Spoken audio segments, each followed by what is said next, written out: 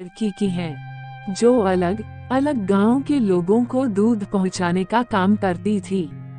उन्हीं लोगों में एक पुरोहित के घर भी दूध पहुंचाती थी। उस पुरोहित के घर जाने के लिए उस ग्वालिन को एक तेज धारा में बहने वाली नदी को पार करके जाना पड़ता था। दूसरे लोग उस नदी को एक टूटे से छोटी सी नाव से पार करते थे। एक दिन जब उस ग्वालिन को उस पुरोहित के घर आने में देर हो गई और पुरोहित, जो कि रोज ताजे दूध से भगवान का अभिषेक करता था, और देर हो जाने की वजह से उस पर चिल्लाया, आखिर अब मैं इससे क्या कर सकता हूँ? तुमने बहुत लेट कर दिया।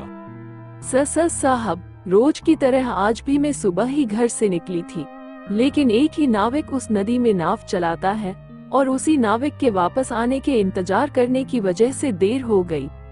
तब ये सुनकर पुरोहित ने गंभीर मुद्रा धारण करते हुए उसे कहा कि लोग तो भगवान का नाम जपते हुए बड़े बड़े समुद्र पार कर जाते हैं और तुम ये छोटी सी नदी पार नहीं कर सकती। उस ग्वालिन ने पुरोहित की इस बात को बड़ी ही गंभीरता से लिया और रोज उस दिन के बाद से पुरोहित को सुबह ठीक समय पर दूध पहुंचाने लगी। इतने सुबह सही समय पर ग्वालिन को आते देख पुरोहित के मन में उत्सुकता उत्पन्न हुई। वो रोज सुबह समय पर कैसे आ जाती है?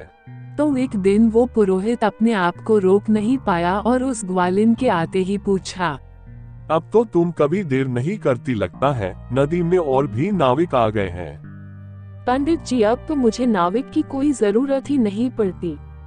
आपने ही तो उस दिन कहा था कि लोग बड़े बड़े समुद्र भगवान का नाम जप कर पार कर लेते हैं, और मैं ये छोटी सी नदी पार नहीं कर सकती।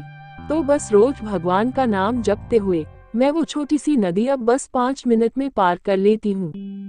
लेकिन उस पुरोहित को उस ग्वालिन की बातों पर विश्वास नहीं हुआ। उसने कहा, तुम उस नदी को कैसे पैदल पार करती हो, ये मुझे दिखा सकती हो?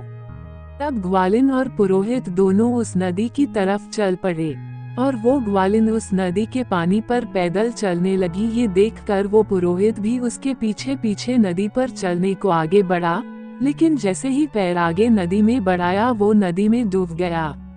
ग्वालिन जोर से चिल्लाई कि आपने भगवान का नाम नहीं लिया, देखो आपको भगवान पे विश्वास नहीं।